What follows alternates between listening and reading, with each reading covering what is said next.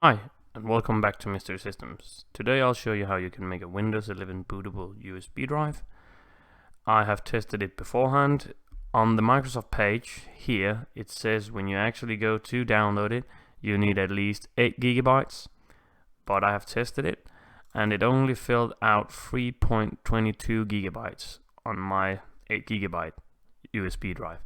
So I don't think that you necessarily need the 8 gigabytes, but just be cautious, you might do need it or not. It didn't fill out 8 gigabytes on my freshly wiped USB drive. So I think it's just a recommendation from Microsoft when you actually want to go and download it. So I would say you just might at least just need 4 gigabytes to make this happen if you want to have the Windows 11 image on your USB drive. So what you're going to do is that you're going to navigate to this URL to get the installation media on your USB drive. When you get to here, you're going to get down to create Windows 11 installation media. And there's a bit of info, so there's a before you begin guide of what you ever need and how this can happen. So first of all, you need to plug in your USB drive so it can be recognized and this can be put on it. So yeah, click download now so you can start. And here you will get the media and creation tool when it has been downloaded, and you'll click on that.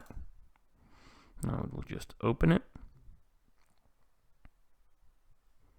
Now it wants to get a few things. I'll just come back when it has done with this. Now it is done with this, and there's a lot of things that you can read through if you would like to. I'm just going ahead right now and click accept.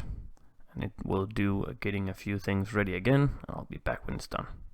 Afterwards, you're taken into here where you would like to choose your language and the edition. And if you cannot choose another language, you just toggle this off. Just use the recommend option for the PC, and you can now change the language, because I would like to have it on English, United Kingdom. You can't change this because you have chosen beforehand you want to have the installation media of Windows 11, so keep that on. So yeah, after you have chosen your language and this, you can go ahead and click next.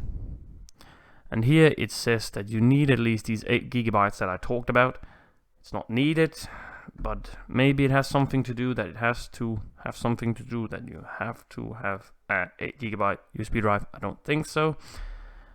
But yeah, you go ahead and do that to make the USB drive. You can make an ISO file if that's what you would like to, but this video is not about that.